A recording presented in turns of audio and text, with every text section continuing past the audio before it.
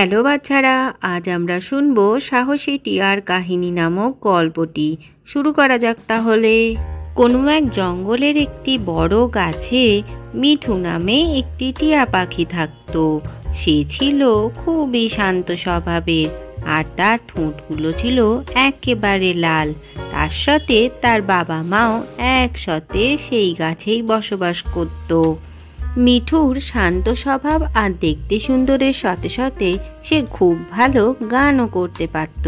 সারা দিন জঙ্গলে ঘুরে বেরিয়ে তার বন্ধুদের সে গান শুনিয়ে বেড়াতো। একদিন হলো কি, মিঠুর মা তাকে ডেকে একটি কথা বলল। শোনো মিঠু, তুমি তো এর আগে কোনোদিনও জঙ্গলের বাইরে যাওনি। তোমাকে এবার জঙ্গলের বাইরে গিয়েও খাবারের সন্ধান করে আসতে হবে। তবে এখনই তোমায় জঙ্গলের বাইরে যেতে হবে না।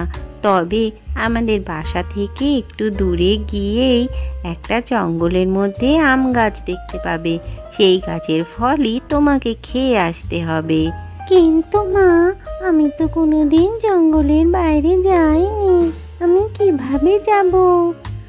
না মিঠু, তোমাকে যেতেই হবে, তুমি ঠিক পারবে।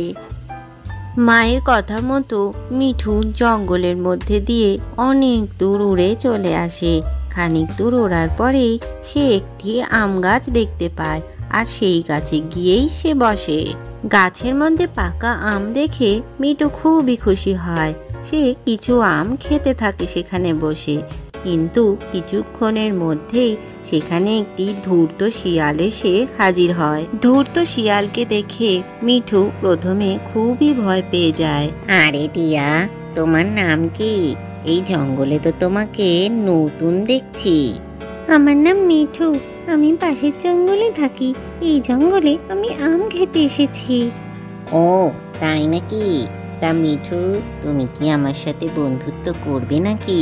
আমি কিন্তু তোমার কোনো ক্ষতি করব না। না শিয়াল, আমি তোমার সাথে বন্ধুত্ব করতে রাজি নই। ও, তুই আমার মতলব যখন বুঝেই গেছিস, তাহলে তুই নিচে নেমে আয়, নইলে কিন্তু আমি গাছের ওপরে উঠে তোকে গিয়ে খাবো। মিঠু শিয়ালের কথায় একটুও ভয় না পেয়ে সতে সতে মাথায় একটা বুদ্ধি খেলিয়ে ফেলে। সে সতে সতে জোরে জোরে গান গাইতে শুরু করে, আর তার সমস্ত পাখি বন্ধুদের এক এক করে তার কাছে ডেকে নেয়।